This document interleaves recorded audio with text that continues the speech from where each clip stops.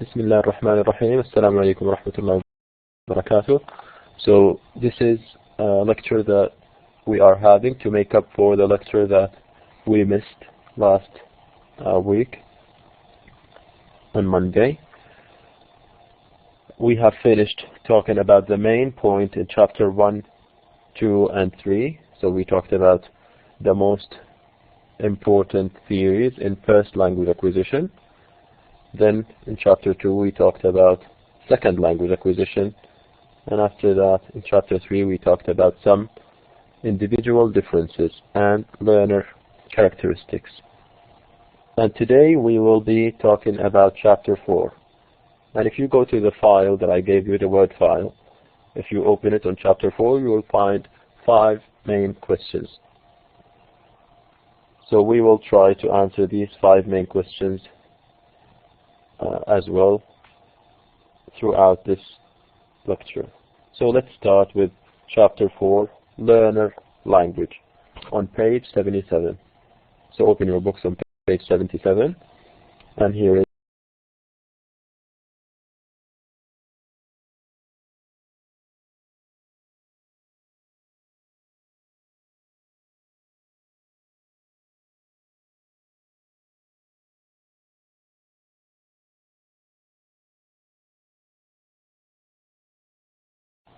okay. So as we can see, these are the main questions that we will be talking about. But like I said before, it does not mean that you should only be expecting these questions from chapter 4. But these cover almost 80 or 90% of the most important points in the chapter. So like I said, page 77, studying the language of second language learners. So as you can see in question 1, how does studying the language of the second language learners help language teachers? If we analyze, if we try to diagnose the problems in the students, how is that going to help the teachers and the teaching process? So this is what we will try to answer from page 77. So under studying the language of second language learners, the first benefit, how does it help? The first one is in the first 3 lines. So knowing more about the development of learner language helps teachers to assess teaching procedures in the light of what they can reasonably expect to accomplish in the classroom. Okay, so they change their teaching procedures, okay, according to what they expect from the students, from the level that the students are at. So this is the first benefit. The second one is in paragraph 2, line 4, at the end of line 4. They try to determine whether students have learned what has been taught and how closely their language matches the target language. Okay, so when they assess their students' language, they will know if they have achieved the desired outcomes, the desired targets and goals, or not, if they have become close enough to the native language to become native speakers or not, how their language matches the target language. But progress cannot always be measured in these terms. Sometimes language acquisition is reflected in a decrease in the use of the correct form that was based on rote memorization or chunk learning. New errors may be based on an emerging ability to extend a particular grammatical form beyond the specific item. النقطة هنا يقول لك مو دائما التعلم يعني انك اصبحت تتكلم اللغة بشكل افضل. احيانا يكون العكس، لما تبدأ تقع في اخطاء كثيرة في اللغة، ربما هذه تكون بداية التعلم. في البداية كنت ما تغلط لانك depending on rote memorization، حافظ الجمل وحافظ العبارات معينة وترددها، اوكي، مع انك ما انت عارف طريقة تركيب هذه الجمل. لكن إذا عرفت القاعدة بدأت تتعلمها شوية شوية، وبدأت أحيانا تطبق القاعدة بشكل صحيح، أحيانا تسوي لها over generalizing، زي لما تكلمنا عن في المحاضرات السابقة عن التصريف الفعل الماضي من سي. قلنا بعض الطلاب يكون عارف خلاص سي سو سين، حافظها حفظ. التصريف الثاني من الفعل سي هو سو، لكن بعد ما يتعلم قاعدة إنه في الفعل الماضي في كثير من الأفعال نضيف ED ويصبح يعمم هذه القاعدة على جميع الأفعال. ممكن يقول sowed or seed. هذا يدلنا أنه بدأ عرف القاعدة هذه. ما نقول أنه أخطأ وهذا شيء سيء. أحيانا الأخطاء they reflect that the learner is learning. So this is the second benefit. It shows if they have learned what has been taught and how closely their language has become to the target language. But making mistakes, it's important to understand that making mistakes does not always mean that the learners are not learning. It might mean the opposite, that they are learning and progressing, and that's why they are overgeneralizing some things that they have learned, maybe sometimes in an incorrect way. So they give you another example. تكلمنا عن see و saw. في نهاية الصفحة موجود عندكم learners who says I bought a bus ticket. بدل ما يقول bought برضو أضاف ED. طبعا الصيغة خاطئة ولكن يدلنا هذا إنه بدأ يعرف إنه في الماضي يضيف ED. So that's just an example about English grammar than one who says I bought a bus ticket. ربما هذا الشخص اللي يقول I bought a bus ticket حافظ حفظ، لكن اللي قال I bought ربما إنه يكون في مستوى في الجرامر أفضل. خلاص الآن بدأ يتعلم، بدأ يطبق بعض القواعد حتى لو إنه يطبقها بشكل خاطئ، ولكن ربما يكون مستوى اللغوي بعد فترة بسيطة أفضل من الشخص الثاني اللي حافظ بعض الصيغ زي ما قلنا حفظ rote memorization. النقطة الثالثة اللي نستفيد منها من دراستنا للغة المتعلمين، لأنه هذا هو هدف الشابتر، موجودة برضه في صفحة 78 line 6 at the end of line 6. Teachers and researchers cannot read learners' mind, so they must infer what learners know by observing what they do. المدرس ما يقدر يدخل في دماغ الطالب ويعرف إيش الأشياء اللي فاهمها والأشياء اللي مو فاهمها. فكيف يعرف؟ أساس يعرف إنه يساعد الطالب في الأشياء هذه. We observe their spontaneous language use, but we also design procedures like exams that help to reveal more about the knowledge underlying the observable use of the language. نعطيهم فرصة إنهم يشاركوا ويتكلموا discussions، ونحاول إن نركز نشوف هل أتقنوا هذه المهارات أو لا. كذلك نقوم بتصميم اختبارات من خلالها يتم تقييم مستوى الطلاب اللغوي. آخر فائدة من دراستنا للغة الطالب أو لغة the second language learner, the language of the second language learner. How does it help the teachers? Finally, in the third paragraph on the same page, 78, line 6 again, as children continue to hear and use their language, they are able to revise these systems so that they increasingly resemble the language spoken in their environment. So they keep refining, they keep evaluating their language. They make mistakes, but they still keep trying and try to not make as many mistakes, okay? So when they keep listening to the language, exposing themselves to the language, they start to sound like, or they try to sound like the native speakers. And this leads to learning in the long term. نقطة ثانية مهمة جدا موجودة في صفحة 87 أو 78 contrastive analysis, error analysis and interlanguage. ثلاث العبارات هذه وثلاث المصطلحات مهم جدا نعرف معناها. As you can see in question 2, what is the difference between contrastive analysis and error analysis? Line 3, under contrastive analysis, error analysis and interlanguage. Contrastive analysis hypothesis, CAH.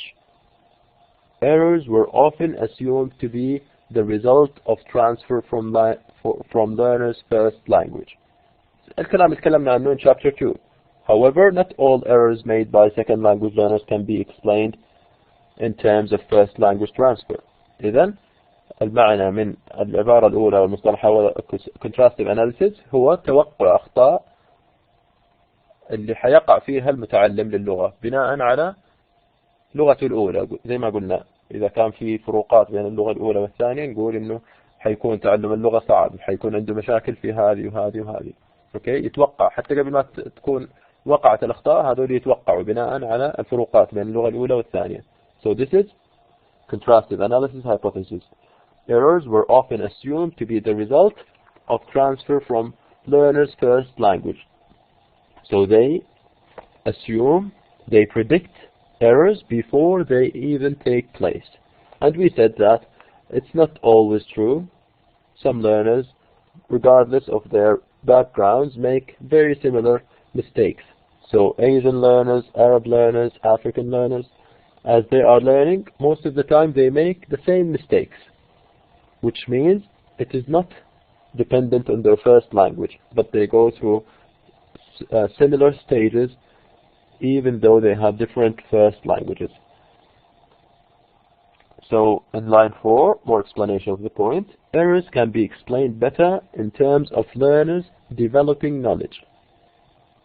Okay, so that's how we should think of errors. It's not always a product of the first language, generalizations of the first language, or because there are differences between the first and the second language, but because the language is developing. The learner is trying to develop his language, that's why he makes errors. And like we said just a minute ago, errors are not always a bad thing. They can be an indicator to show us that the learner is actually learning. في نهاية الباراجراف, some of the errors are remarkably similar to those made by young first language learners. For example, the use of the regular AD past tense ending on an irregular verb. نفس الكلام اللي ذكرناه يقع فيه أخطاء مشابهة لمتعلمين أو مكتسبين اللغة الأولى. نفس الأخطاء مثلا اللي يقع فيها الطفل الإنجليزي اللي عمره 2 أو 3 يقع فيها متعلم اللغة الثانية في بداية تعلم اللغة. يخطئ يعمم مثلا صيغة الإيدي زي ما قلنا على بعض الأفعال حتى لو كانت شاذة وهكذا.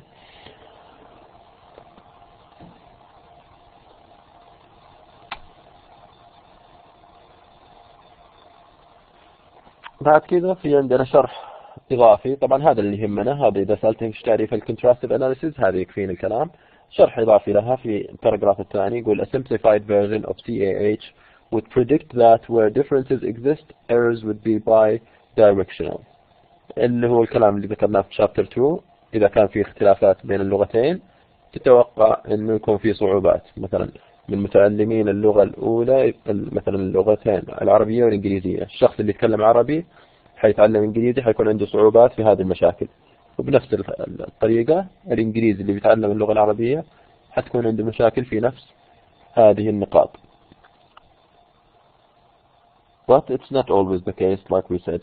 This is over-generalizing and oversimplification of the learning process.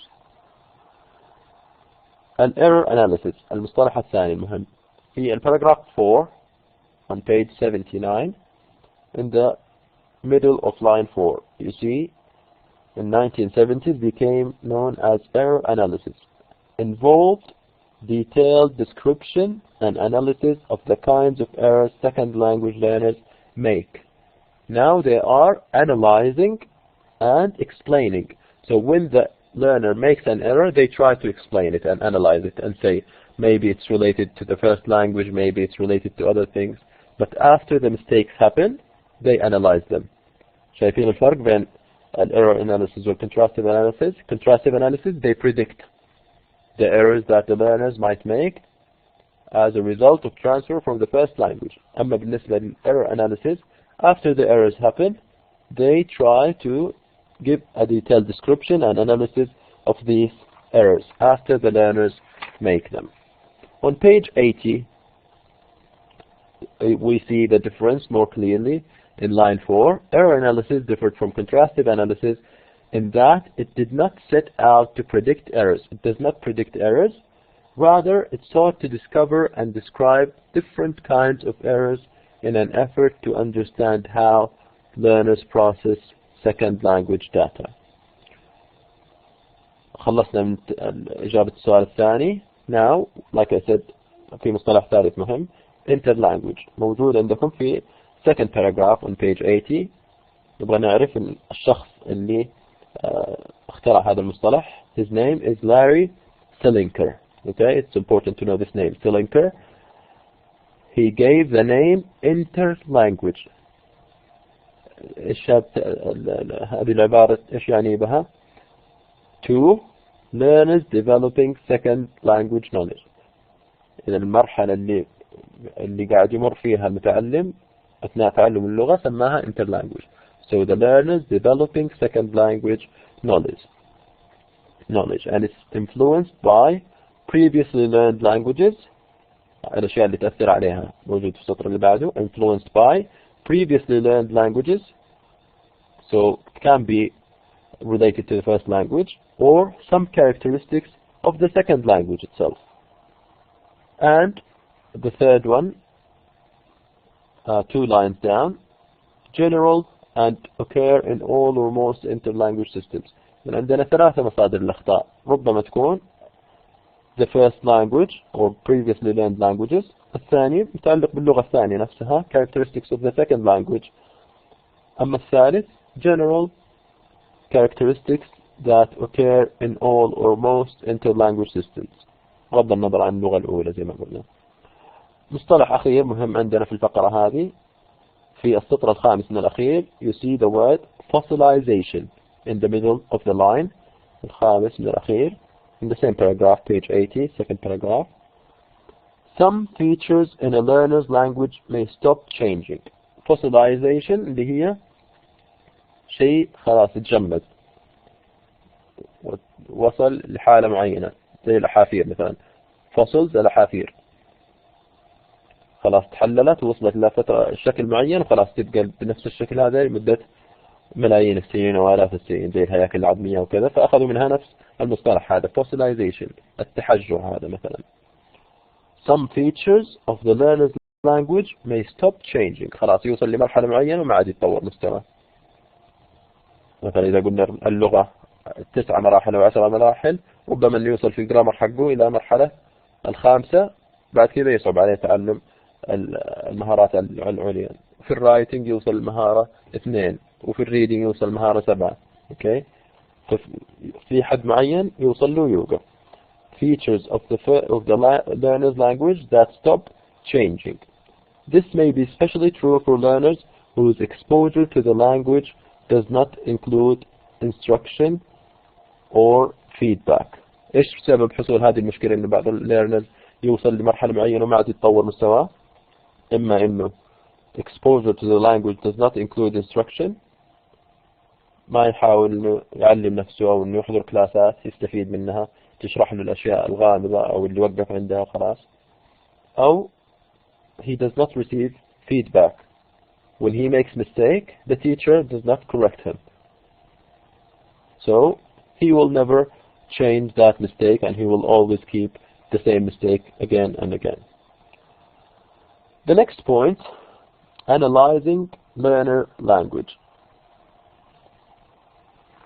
What we need to know is in line 81 or page 81, a comparison between a Chinese and a French learner. مقارنة بين متعلمين اللغة الإنجليزية، واحد فرنسي والثاني صيني. So what we need is the second paragraph that starts with perhaps. طبعا دراسة حصلت للمقارنة بالأخطاء، يشوفوا هل فعلا سبب الأخطاء لغتهم الأولى أو إنه اللغة الأولى ما لها علاقة في هذه الأخطاء. So perhaps the most striking thing there is that many errors are common to both learners. The French and even the Chinese made very similar mistakes. Both make errors of spelling and punctuation. هذه واحدة منها. Then 2 lines down, grammatical morphemes to indicate person and number of verbs. هذا كان خطأ ثاني مشترك بينهم زي الاس اللي موجود مثلا في present simple. بعد كده ننزل للسطر الثامن.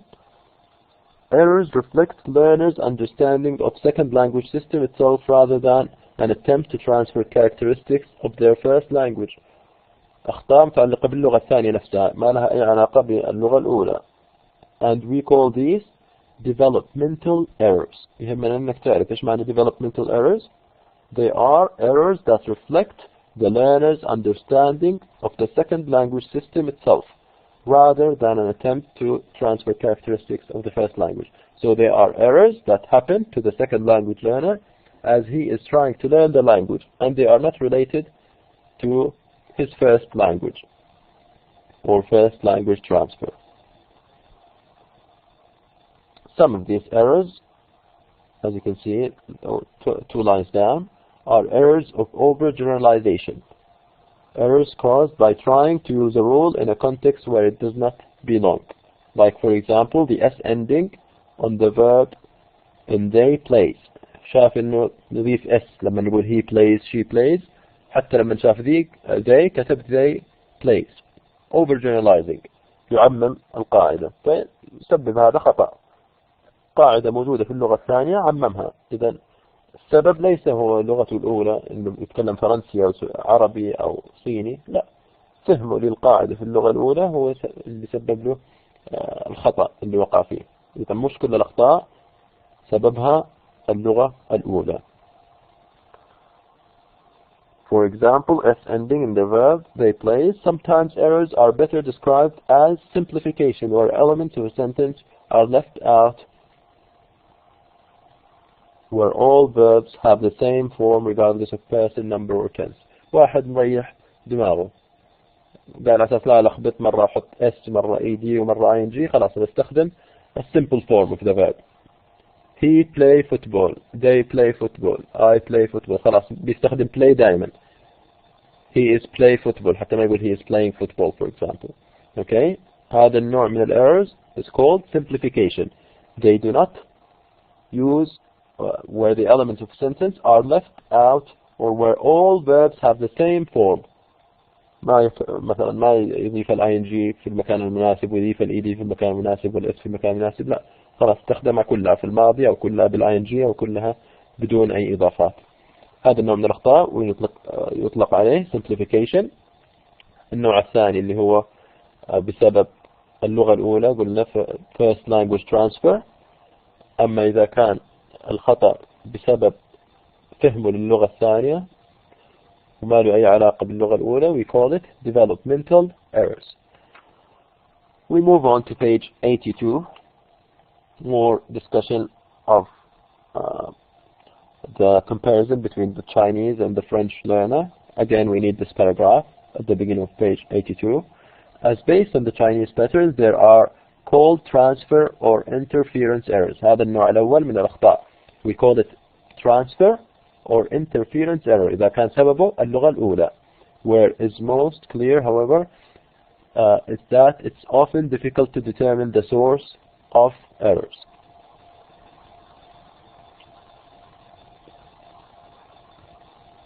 It does not always give us a clear insight into why they do it. Sometimes حتى لو إنه لاحظنا هذا النوع من الأخطاء اللي نطلق عليه interference errors، ما نعرف إيش السبب. ليش إنه بدأ يعمم هذه، مثلا تأثرت لغته الثانية بهذه الفيتشرز اللي موجودة في اللغة الأولى. الشيء الثاني الصعب كذلك إنه sometimes in line 6 they avoid using certain features of language that they perceive to be difficult for them. This avoidance may lead to the absence of certain errors. احنا قاعدين نلاحظ زي ما قلنا هدفنا من الشابتر هذا وملاحظة لغة المتعلم، لكن هو يعرف انه عنده صعوبة في البيرفكت تنس مثلا، فما يستخدم البيرفكت تنس ابدا في الكلام، يا يستخدم present يا يستخدم ماضي. فمن الصعب علينا ان نقيمه في هذه الفيتشر. Okay, because he avoids using this feature that he finds difficult, then it becomes difficult for us to observe and to explain if he has a difficulty in this feature or not. النقطة الثانية المهمة، طبعا هنا حيكون عندكم حذف كبير من الشابتر، لأنه زي ما قلت أنا قاعد أحاول أخفف عنكم الأشياء اللي تحفظوها وتذاكروها. developmental sequences مرت علينا في chapter 1. developmental sequences خاصة بتعلم questions، خاصة بتعلم negation، خاصة بتعلم اللغة بشكل عام. قلنا first language learners go through stages. ما يتعلم مثلا صيغة النفي بشكل صحيح من أول مرة، لا، أول مرة يستخدم no قبل الكلمات، بعدها يبدأ يستخدم don't، بعدها كذا كذا. وضعت لكم إياه في تلخيص 9 صفحات الأولى. فبالتالي في عندنا طبعا نفس الكلام يتكرر بالنسبة لمتعلم اللغة الثانية، مراحل معينة يمروا فيها خلال تعلمهم الجرامر، خلال تعلمهم النيجيشن، خلال تعلمهم حتى أشياء أخرى questions requests etc. ما حنركز عليها كثير زي ما قلت، نبغى نخفف عنكم، لكن في مجموعة نقاط ننتقيها فقط من هذه النقطة عندنا في الشابتر. So developmental sequences, paragraph 2, line 9 or 10. It is more remarkable that we find developmental sequences that are similar in the developing interlanguage of learners from different backgrounds. نفس النقطة اللي قلناها، الأخطاء اللي يقعوا فيها متشابهة بغض النظر عن لغتهم الأولى. And also similar to those observed in first language acquisition of the same language. حتى مشابهة للأخطاء اللي يقع فيها متحدثين اللغة الأساسية في طفولتهم مثلا.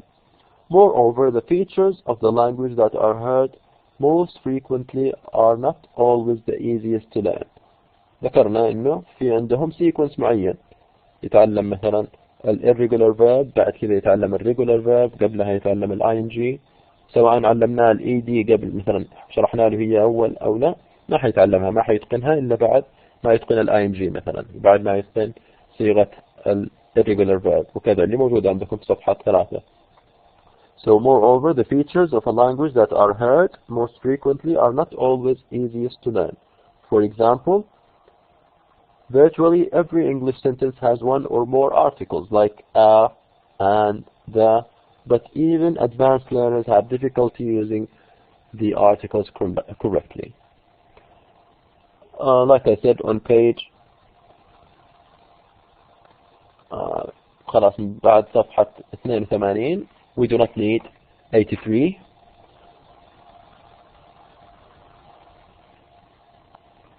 But on page 84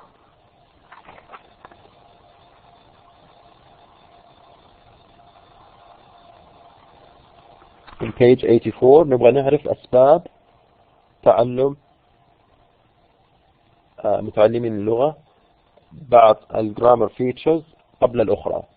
ليش يتعلم ing قبل ed، وليش قبل ما يتعلم ed لازم يكون يتعلم irregular verbs اللي موجودة عندكم في أعلى الصفحة. ما احتاج منكم انكم تحفظوها، ولكن انظروا عليها عشان تعرفوا ايش اللي اقصد لما نقول لكم انه they go through a certain sequence. When they learn, for example, they will learn the third group first, the first group ing, plural and copula. After that they will learn the auxiliary and ing والarticles. بعد كذا irregular past، في الأخير يتعلم irregular past والthird person والpossessive. إذا هذا الترتيب. ليش يتعلم الجرامر أو الجرامر features بهذا الترتيب؟ في نهاية الصفحة we see two names, Goldschneider and Robert de Keyser. حاولوا يشرحوا سبب حصول هذه الظاهرة. So a number of variables that contribute to the order in which learners learn their grammatical features. موجودة عندكم صفحة 85 في الباراجراف الصغير هذا بداية الصفحة هذه، في عندكم 5 أسباب. The first one is salience. Salience means how easy it is to notice the morpheme. So this is the first factor. هذه كلها 5 factors اللي مطلوبة في question 3. What are the 5 factors that contribute to the order of acquisition of grammatical morphemes? هي اللي موجودة عندكم صفحة 85 بداية 85. أول واحد salience, not silence, salience. How easy it is to notice the morpheme. So if it's easy to notice, they will acquire it easily and fast. The second one is linguistic complexity. Is it complex or is it easy? For example, how many elements you have to keep track of. For example, in the present perfect, we know that we have to put has or have, then we have the verb, then we add ed or we use the irregular verb, etc. etc. في عندنا كذا شيء نسويه. أما بالنسبة للماضي we simply add ed. So this is what I mean by complexity. The third thing is semantic transparency. Semantic means meaning, something related to meaning. Is the meaning clear or not? For example, the ing means something that is going, that is happening now. So that's easy. The meaning is clear. So they learn it easily.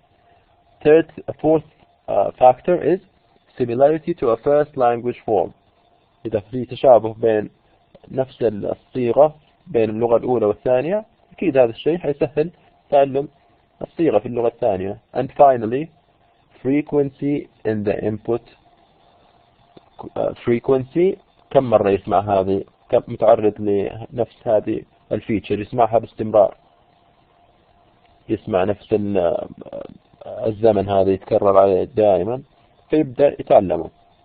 إذا ذكر سببين في chapter 1، الآن ذكر لك هنا أسباب أكثر تشرح this order. So if I ask you why do learners, first or second language learners, learn their grammatical features in a specific order, you give me these 5 reasons or factors: salience, and you explain it; linguistic complexity; semantic transparency; similarity to first language; and frequency in the input. And like I said, this is the answer to question 3 in chapter 4. Then we have question 4. What are the factors that make new vocabulary more easily learnable? خلاص اللي احتجناه من صفحة 85 هو الباراجراف الصغير هذا اللي هو شرح الأسباب اللي تؤدي إلى تعلم الجرامر أو الجراماتيكال فيتشرز بترتيب معين. النيجيشن اتركوه محذوف. Don't worry about it here. معاكم اللي في الشابتر 1. أما بالنسبة لتعلم اللغة الثانية اللي موجود في الشابتر هذا don't worry about it. So skip page, skip the negation part, then skip page 86, 87, 88, and 89.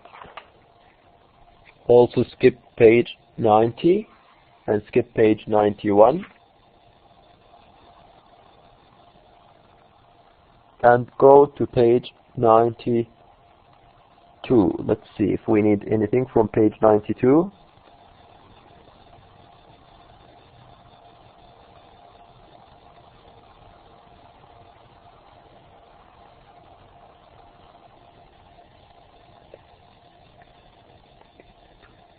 Okay, let's have a look at page 92. Movement through developmental sequences. ذكرنا انه المتعلمين سواء مكتسبين اللغة الأولى الأطفال أثناء تعلمهم اللغة أو متعلمين اللغة الثانية يمروا خلال مراحل، ما يتعلم صيغة معينة في اللغة بشكل صحيح من أول مرة، لا يمر في مراحل معينة تدريجيا يتعلم اللغة. في بعض الأشياء يجب أن نركز عليها. So under movement through developmental stages, line 7. At a given point in time, learners may use sentences typical of several different stages. مو شرط انه يكون في نفس الستيج بالنسبة لتكوين الكويستشنز ونفس الستيج بالنسبة للجرامر ونفس الستيج بالنسبة زي ما احنا ملاحظين بعض الناس متميزين في القراءة لكن مستواهم ضعيف في الكتابة، مستواهم جيد في الليسننج، في السبيكينج ربما يكون أقل. اوكي، مو شرط انه المتعلم يكون في نفس المستوى في جميع المهارات. نفس الكلام بالنسبة السيكونسز اللي ذكرناها هذه، مثلا في الكويستشنز، في النيجيشن، في الكلوزز، في كذا كذا، ربما أن يكون في مرحلة أعلى في أحد هذه الفيتشرز يكون في مرحلة منخفضة. Okay, so in the same sentence you may hear several different stages. It is perhaps better to think of the stage as being characterized by the emergence and increasing frequency of a new form, rather than by a complete disappearance of an earlier one. Even when more advanced stage comes to dominate in a learner's speech, conditions of stress or complexity هذا عامل ثاني يؤثر. أحيانا you are stressed, okay, or complexity in communicative interaction can cause the learner to slip back to an early stage. وعارف القاعدة، عارف الكلام، لغته جيدة، ولكن إذا طلب منه presentation because he is stressed, for example, or in an exam, he will not perform well. He will slip back to an earlier stage. Even though he's at the high stage now, he will go back to the middle stage or to the early stage. And the next point that we need to focus on in line 2, page 93, a higher stage does not always mean that learners produce fewer errors. زي ما قلنا ما يعني انك خلاص ما عاد ترتكب اخطاء اصبحت لغتك تمام. لا، قلنا ربما انه لما في مرحلة معينة كونك تقع في اخطاء في الجرامر وكذا، يعني هذا انك قاعد تتعلم. Okay, so higher stage does not always mean that learners produce fewer errors. In the next paragraph, آخر نقطة، 4 نقاط تهمنا في هذه الفقرة. First language influence. Learners do not appear to assume that they can simply transfer the structures from the first language into the second. ما هو ببساطة حتى لو في تشابه بين اللغتين، مش ببساطة إنه ينقل نفس الفكرة من اللغة الأولى للغة الثانية. When they reach a developmental point at which they encounter a crucial similarity, a big similarity between the two languages, between the first language and their inter-language, they may have difficulty moving from that stage, or they may generalize. لما يكون الشبه جدا كبير يعتبر انه خلاص نستخدم نفس الصيغة هذه اللي نستخدمها في اللغة الأولى نستخدمها في الصيغة الثانية. هذا قد يكون له أثر عكسي على تعلم اللغة. More about first language influence. تأثير اللغة الأولى على اللغة الثانية. Page 94. نفس الكلام اللي ذكرناه تقريبا. In line 3, page 94. When learners reach a certain stage and perceive a similarity to their first language, they may linger longer at this stage. For example, the extended use of verbal no by Spanish speakers.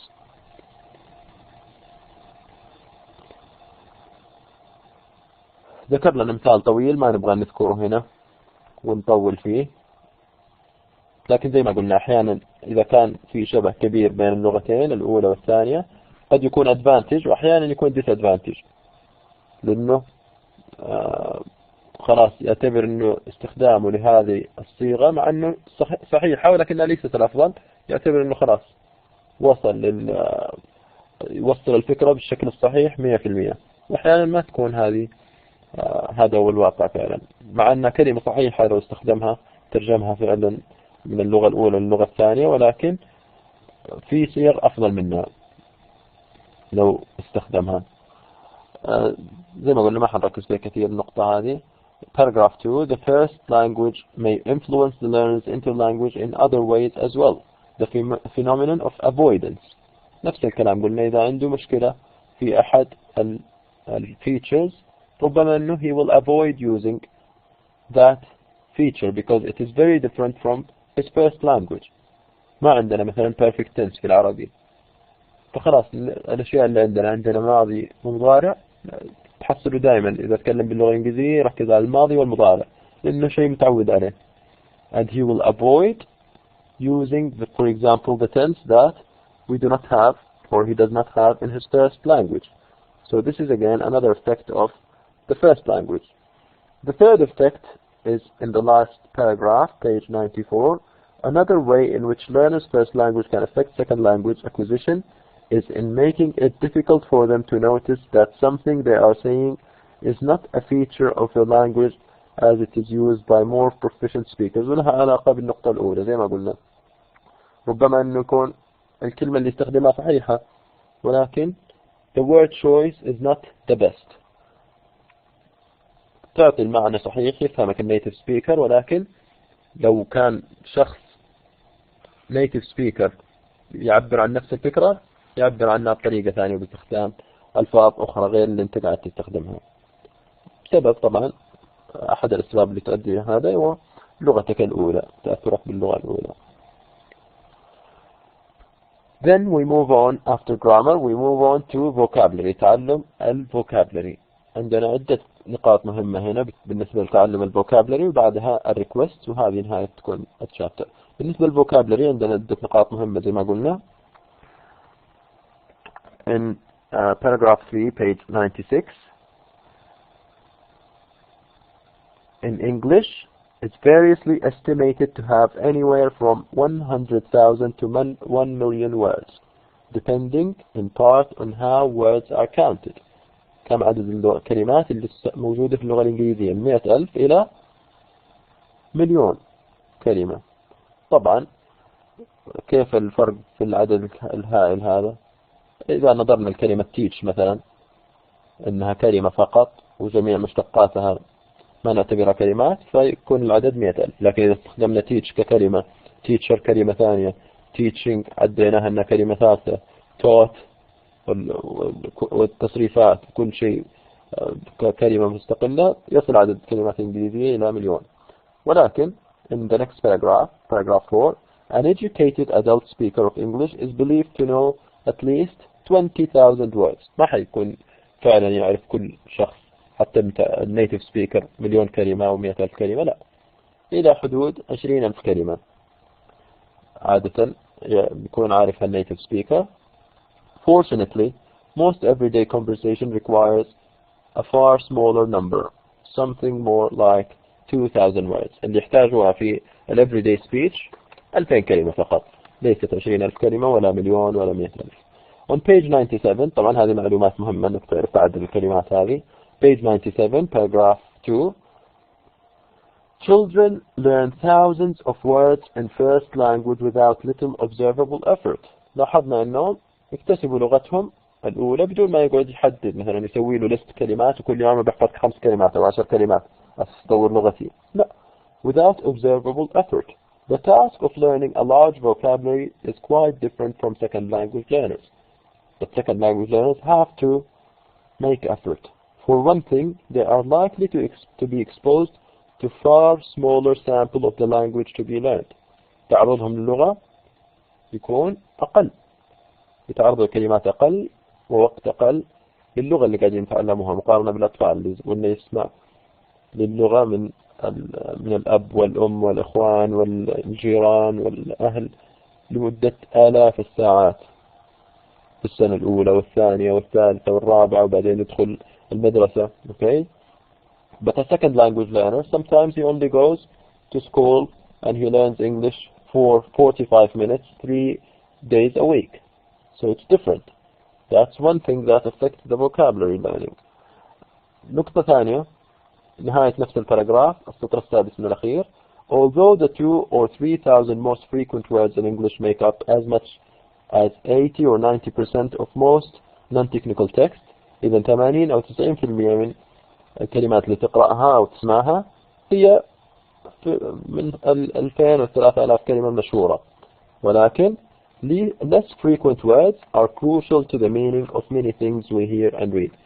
مو فقط تحفظ 2,000 كلمة و 3,000 كلمة وتقول خلاص حفهم بما أنها تكون 80 إلى 90% من الجمل في اللغة الإنجليزية خلاص حفهم كل شيء. لا، أحيانا 10% هذه يكون فيها المعنى كله، تكون 80-90% كلها function words articles كلمات بسيطة ما تؤدي إلى فهم المعنى. الآن نبغى نشوف الإجابة للسؤال الرابع. What are the factors that make new vocabulary more easily learnable؟ ليش بعض الكلمات سهل حفظها أو تعلمها مقارنة بكلمات أخرى؟ So on page 98 the answer, among page 98 paragraph 2, among the factors that make new vocabulary more easily learnable by second language learners, number 1 is the frequency with which the word is seen, heard or understood. كم مرة سمعت هذه الكلمة وتكررت عليك؟ كل ما تكرر أكثر أكيد حيساعد هذا في فهم الكلمة وحفظها وإتقانها. طبعا ذكر في الدراسات إنه عادة إذا تعرضت للكلمة 16 مرة أو أكثر وأنت منتبه تتعلم الكلمة. فاللي يحفظ الكلمة مرة واحدة يرددها ويتوقع أنه خلاص طبعا ما حيستفيد شيء. طبعا 16 مرة هذه مو شرط إنه يقعد يكررها نفسها، يعني مرة يستخدمها، مرة يسمعها، مرة يقرأها. Okay, so he sees the word, listens to it, hears its meaning, uses it in some exercises, and that's how he learns the language. So line 6, even more encounters may be needed to understand before a learner can retrieve a word in fluent speech or automatically. إذا ذكر في بداية السطر 16 time in some studies but even more encounters أكثر من 16 مرة حيكون أفضل. May be needed before a learner can retrieve a word in fluent speech or automatically understand the meaning of a word when it occurs in a new context. إذا أول عامل يحدد تعلمنا الفوكابلري اللي هو frequency. The second one on page 99 paragraph 2, if these words are part of international vocabulary زي كلمة pizza, hamburger, taxi، كل هذه كلمات إنجليزية ولكنها أصبحت كلمات عالمية فخلاص معروفة في جميع اللغات فسهل اكتسابها. العامل الثالث paragraph 3 line 3 from the end, these words have a clear resemblance to their translation equivalent in other languages. إذا كان هذه الكلمة قريبة من كلمة في لغتك الأولى. Okay? So words that look similar and have the same meaning in two languages are called cognates. So الكلمات اللي قريبة مثلا كهف وكيك كلمة قريبة من بعض. صراط street. Okay? بعض الكلمات اللي تكون مستعارة من لغة إلى أخرى عادة تكون أسهل لأنها موجودة في اللغتين لغتك الأساسية واللغة اللي تحاول تعلمها. So the third one is cognates, words that are similar and have the same meaning in two languages. رابع factor in the next paragraph, second line, the presence of cognates and borrowed words can also be exploited for vocabulary development. إذن borrowing. If there are some words نفس الكلمة أخذت من لغة ووضعت في لغة أخرى وأصبحت تستخدم استعيرت من هذه اللغة وأصبحت تستخدم في اللغة الثانية أكيد هذا الشيء حيسهل لك حفظها وفهمها واستخدامها وإتقانها.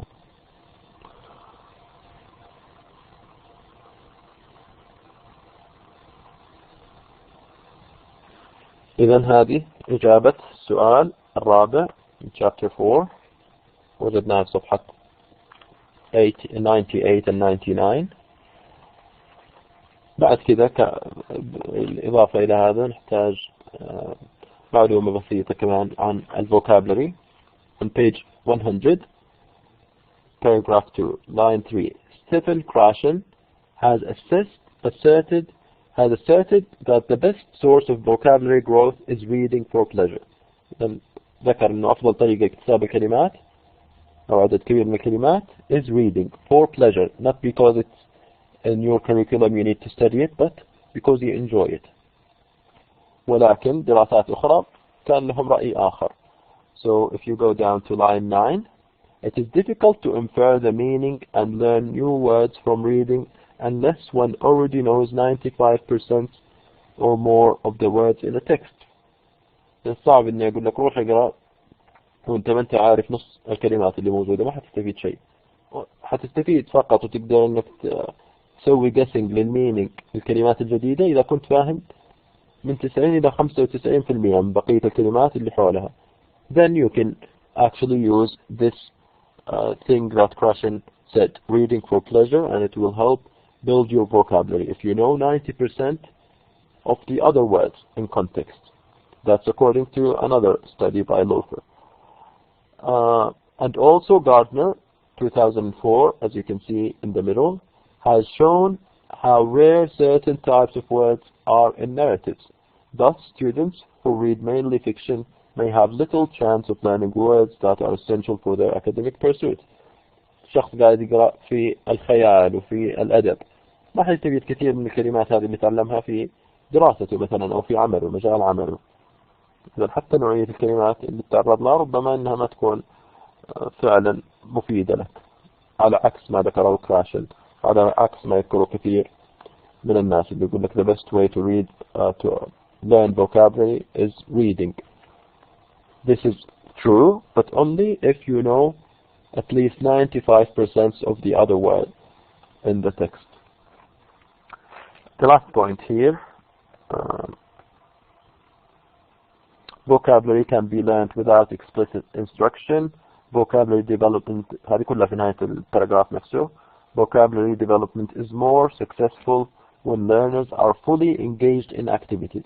إذا مش يسمع كلمة ويرددها فقط, but He is fully engaged in activities that require them to attend carefully to the new words and even to use them in productive tasks. So you use them in activities, you speak and you try to use them in productive tasks. That's how you learn vocabulary. Also keeping a notebook, looking words up in a dictionary, reviewing what has been learned were associated with better vocabulary.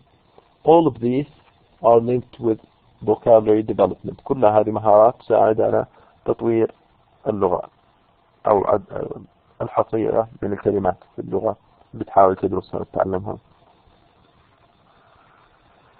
لكن إيش نقصد لما نقول إنك تعرف كلمة معينة؟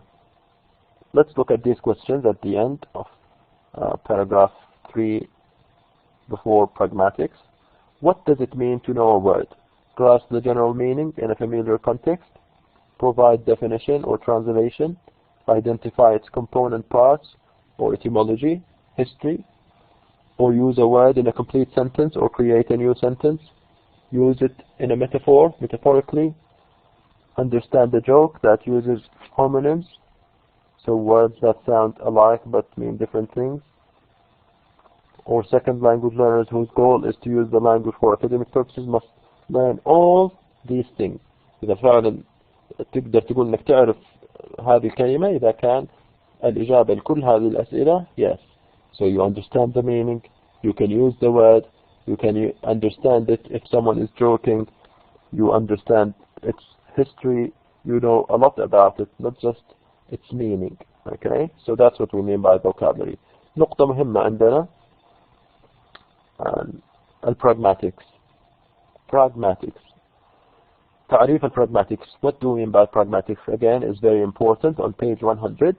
Pragmatics is the study of how language is used in context to express things, different things, such as directness, politeness, and difference. كيف تستخدم اللغة تعبر عن معاني معينة باستخدام عبارات معينة. أحيانا تبغى تعبر على directness، أحيانا تبغى تكون polite. نفس الفانكشن، تطلب طلب، لكن طريقة طلبك للطلب هذا تختلف. تسأل سؤال، طريقة سؤالك للسؤال تختلف إذا كان سؤال مهذب أو غير مهذب مثلا. أوكي، كل هذه تدرس في البراغماتكس، وهي من أهم النقاط اللي يغفل عنها متعلمين اللغة، وهي أهم أو أحد أهم المهارات اللي لو اتقنها الشخص أصبح متحدث جيد للغة اللي يحاول تعلمها، خاصة اللغة الإنجليزية، إنه يفهم ثقافة اللغة نفسها، متى يستخدم هذه الصيغة ومتى يستخدم الصيغة الأخرى، وإذا استخدمت هذه الصيغة ما المعنى، وهكذا.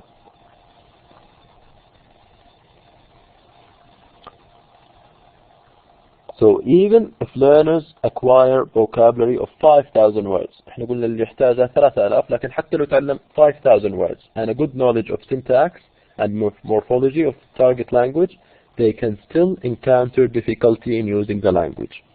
برضو قد يكون عندهم صعوبة في فهم بعض المواقف أو التعبير بشكل جيد في مواقف أخرى. They also need to acquire skills for interpreting requests. شخص مثلا يسألك يقول لك can you open the window؟ ما يسألك يقول هل تستطيع عن استطاعتك تقدر، تقول له ما تقدر، تقول yes أقدر وخلاص جالس. لا، وقاعد يطلب منك الآن can you open the window معناها افتح الطاقة إذا سمحت. So interpreting requests, responding politely to compliments or apologies, recognizing humor and managing conversations. كل هذه الأشياء إذا الواحد اتقنها هذه جزء من البراغماتكس، وهذه اللي تؤدي فعلا لاكتساب اللغة بشكل جيد. They need to learn to recognize the many meanings that the same sentence can have in different situations. نفس الجملة قد تعني معاني مختلفة، جملة نفسها ما تغير فيها أي شيء، ولكن إذا قلتها في هذا الموقف يكون لها معنى مختلف، إذا قلتها في الموقف الآخر لها معنى مختلف. مثلا نعطيك مثال، is that your dog؟ مثلا إذا سمعت واحد قال is that your dog or is that your cat؟ sometimes it can be an admiration of an attractive pet. because they think this dog or cat is very cute and admirable. Or it can be an urgent request to get the dog out of the speaker's flower bed. Maybe this cat is on the bed or on the sofa of your host. So when you hear a sentence like, is that your dog? Or question, they're not asking. And so you say, yeah, it's my dog and it's called this and that. No, maybe they are asking you to remove this dog. It's doing something wrong. Okay? So the same sentence can have different meanings in different situations. This is what we mean by pragmatics.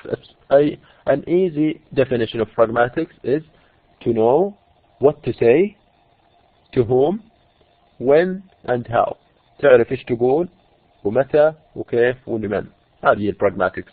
أو ربما تقدر تستخدم التعريف اللي ذكر لك هنا اللي هو the study of how language is used in context to express different things like directness, politeness and difference. Difference اللي هي ما هي difference اللي هي الاختلاف. Difference, this one means that you care about something. If I say someone is indifferent, he doesn't care. لا مبالي. Page 102, line 4. One that has been the focus of considerable attention is requesting. حنركز على الريكوست فقط في البراغماتكس. البراغماتكس علم لحاله ومن أجمل العلوم ومن أهم العلوم للشخص اللي يريد أن يتقن اللغة الإنجليزية بشكل جيد أو ممتاز. So we will look at the stages of development of requests. As you can see down, you will see stage 1, pre-basic, number 2, formulaic, 3, unpacking, وكل وحدة لها شرح ومثال. هذه تحتاج أنكم تفهموها وتحفظوها. وهي إجابة السؤال الأخير. Question 5. What are the 5 stages of development of requests in English? So if I ask you this question, you answer saying stage 1, pre-basic. Highly context dependent, no syntax, no relational goals. For example, me no blue. Sir, لو شفت هذه الجملة أو سمعتها أنت ما أنت موجود في نفس الموقف ما تدري إيش الموضوع. إيش يقصد me no blue؟ أنا لا تعطيني أزرق. إيش الأزرق هذا؟ هل هو قاعد يشتري مثلا تي شيرت؟ ما ندري. سيارة؟ قلم؟ ما نعرف إلا أنه لا يريد الأزرق. إيش الأزرق هذا ما ندري. So it's highly context dependent. If you're not in the context and the situation, you will not understand. The next stage, formulaic. Formulaic is expressions. So he memorizes specific expressions and phrases and uses them. Reliance on formulas and imperatives. هذه المشكلة اللي يقع فيها أغلب العرب والسعوديين خاصة لما يجي يتكلم مع شخص إنجليزي أو أمريكي أو كذا. يستخدم صيغة الأوامر. Don't look. Let's eat breakfast. Give me this. Okay, كأنه يأمره. وهذه الصيغة very rude, very impolite in English. ما تستخدم أبدا. ولكن زي ما قلنا هذه مرحلة في بعض المراحل. مع الأسف إنه كثير من السعوديين يتوقف عندها. يتوقع إنه يطلب في اللغة الإنجليزية زي ما يطلب في اللغة العربية. Let's play the game. And he thinks he is being polite. It's not. Okay? So, imperatives. Imperatives كأنها صيغة أمر. بدل ما يكون طلب أصبح أمر. المرحلة الثالثة, unpacking. Formulas incorporated into productive language use. Now we can see shifts to indirectness. إنه أصبح الأسلوب أكثر لباقة. Okay, indirect. So, can you pass the pencil please? بدأ أسلوبه متطور. يستخدم can you, يستخدم please. Can you do another one for me? Okay.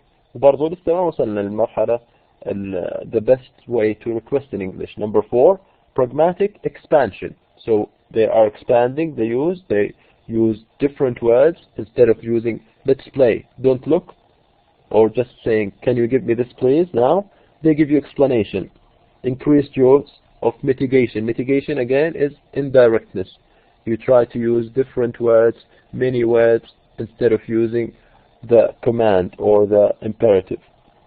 More complex syntax. So, can I have another chocolate because my children, I have 5 children. ما قالت give me chocolate مثلا.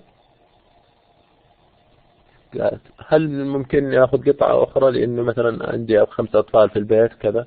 Okay. Can I see it so I can copy it? وآخر شيء آخر مرحلة خلاص طورت لغته الشخص هذا fine tuning. خلاص أصبح مستحيل إنه يعني يخطئ ويقول شيء impolite ولكن يكون polite زيادة عن اللزوم. مثلا fine tuning of requestive force of participants, goals and context. You could put some blue tack.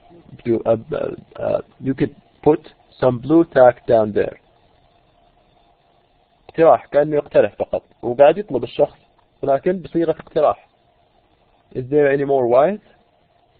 يسأل كأنه يسأل مع أنه قاعد يطلب لكن because it's not polite to be direct, to use imperatives or orders now, and you understand all these things and you reach the final stage, the fine tuning, you say something and you mean something else. So you ask a question, for example, is there any more white? Because you do not want to say, give me white, for example. You could put some blue tack down there instead of saying you need to put some blue tack down there. Blue tack اللي زي الغراء أو لصق يستخدمه. So we have seen that different ways of saying the same thing, and this we only focused on requesting, and it's important. Like I said, there is a question, an important question. You see it, the last one, chapter 4. What are the 5 stages? So you give me the 5 stages, what they are called, and you give me their explanation and an example to show me that you understand what you're talking about. نقطتين أخيرة قبل ما نتكلم عن phonology. Learning how to make and reject suggestions may have been extensively investigated. Suggestions كذلك درست في الpragmatics ليست فقط الrequest ولكن أيضا الاقتراحات. They observed differences in line 5 between the way in which native and non-native speakers communicated with their professors as they discussed their course selections. وأعطاك لها مثال اقرأه في نفس الباراجراف هذا اللي موجود في صفحة 103.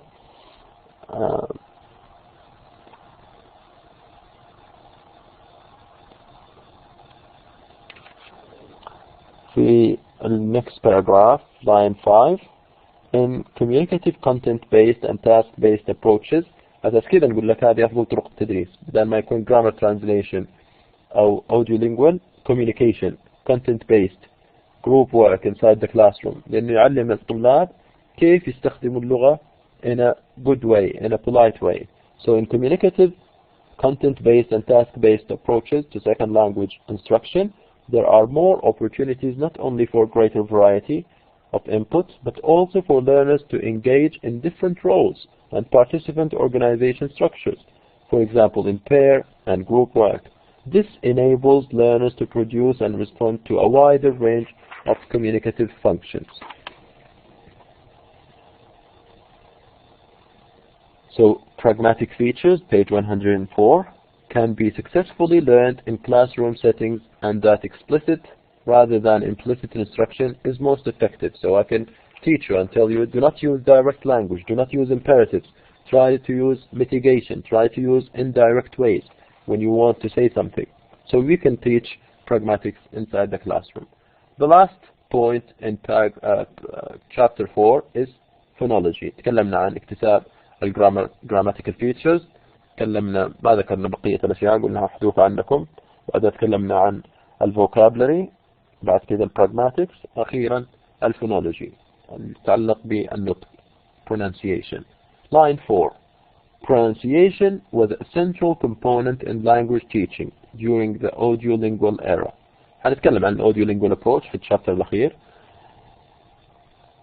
فكان تركيزهم على طريقة النطق، ما اهتموا بالجرامر أو بالترانزليشن، لكن ردا على الجرامر ترانزليشن approach لأن ذات بعدها كان تركيز هذه النظرية على طريقة النطق، ولكن نطق الكلمات ليس نطق الجمل أو الانتونيشن والstress as we will see. So in line 7, distinctions between single sounds, segmental, and minimal paired drills. For example, ship and sheep. That was important for them.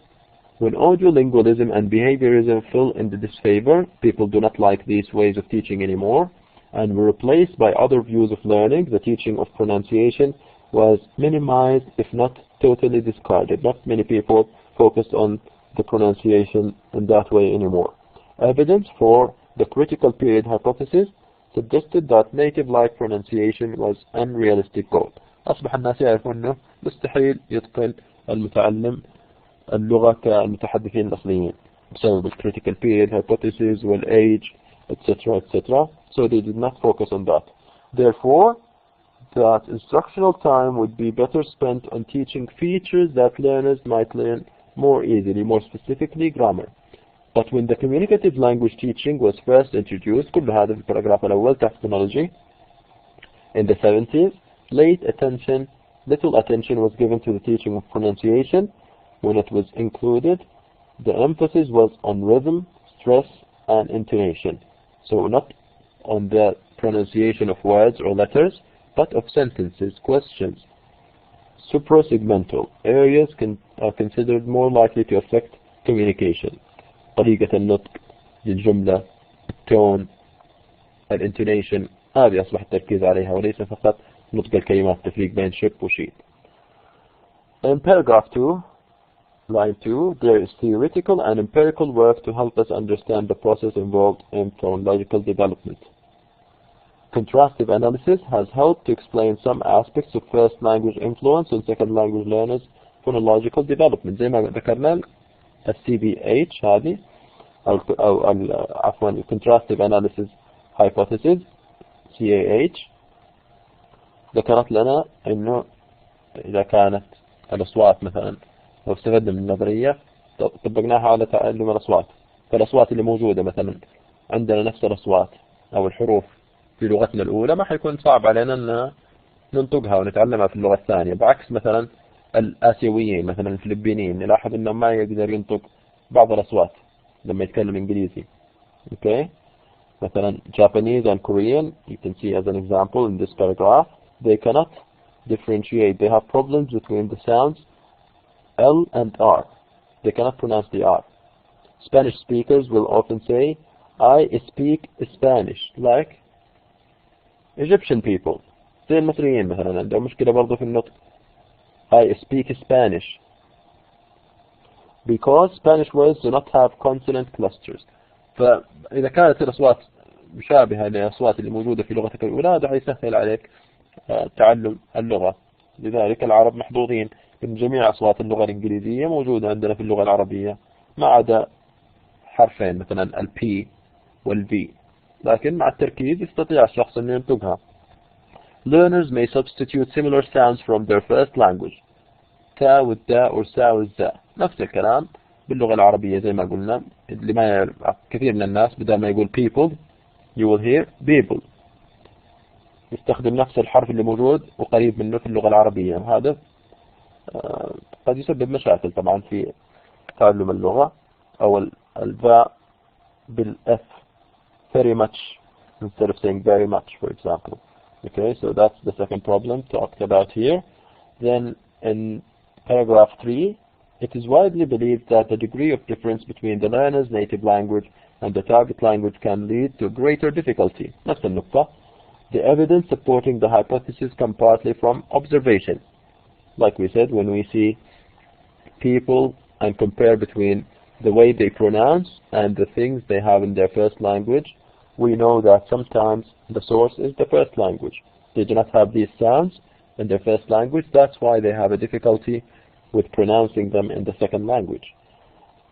Last paragraph, number 4 on page 105.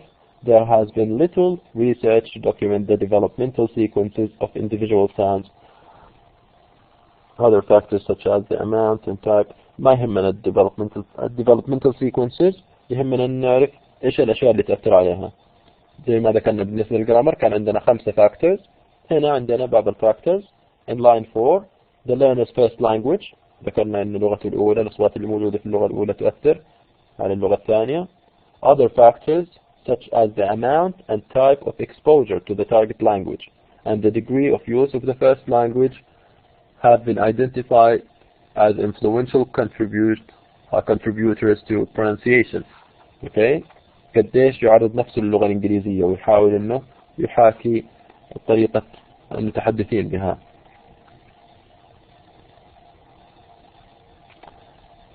And they found that, again in line 2, page 106, longer periods of exposure to the second language can lead to improved pronunciation. اللي يبغى يطور طريقة النطق عنده هو نطق الكلمات والحروف والأصوات في اللغة الإنجليزية عنده، يحاول يعرض نفسه للغة الإنجليزية بشكل أكبر، يسمع بشكل أكبر ويحاول يقلد المتحدثين. عنده مشاكل في الفاء، في الفاء، في الباء، في الباء، في الأصوات الأخرى، طريقة النطق. Exposure is the answer. If you expose yourself to the language enough, you will be able to develop better pronunciation. Second paragraph, few studies have investigated the effectiveness of pronunciation instruction, but the results of recent studies suggest that it can make a difference. زي ما قلنا تعليم طريقة النطق، حتى لو أن الشخص ما تعلمه هو بنفسه لكن نبه على هذه الأشياء في الكلاس روم، هذا الشيء قد يؤدي إلى نتائج جيدة. Last paragraph, the last point we are discussing in this chapter on page 106, paragraph 6 or paragraph 3. One of the controversial issues in pronunciation research is whether intelligibility rather than native-like ability is the standard that learners should strive towards. Intelligibility means if you are understood, if your speech is comprehensible, when you speak, the others can understand you. Is that good enough? Is that the important thing? Or is the important thing for you to sound like an American or a British person? This is for you to decide. هذه طبعا نقطة خلاف وجدل بين علماء اللغة. بعضهم يذكر انه لا، اذا نبغى نقول ان الشخص مستوى جيد في النطق لازم يكون نطقه زي النيتيف سبيكرز، لكن بعض العلماء ذكروا انه مدام كلامه مفهوم، طريقة طرحه للفكرة تفهم، ما هو شرط انه يكون يتكلم كنيتيف سبيكر. كل هذه الافكار موجودة في الباراجراف الاخير. So during 1995 suggests that the presence of a strong accent does not necessarily result in reduced intelligibility or comprehensibility. So for him, even if you have a strong accent, you do not have a native speaker's accent, but as long as your speech is comprehensible, that's fine. And many people also said we should have acceptance of language varieties other than the spoken languages of the country of origin. So we can have Indian English, Arabic English, does not have to be only British or American English. So different views about the same topic. So like I said, focus on the questions that we have seen here and points that we mentioned. And that's it for chapter 4. We will meet again inshallah on Monday for the second last time, مرة قبل الأخيرة, شرح the most important points in chapter 5. That's it for today. Assalamu alaikum wa rahmatullahi wa barakatuh.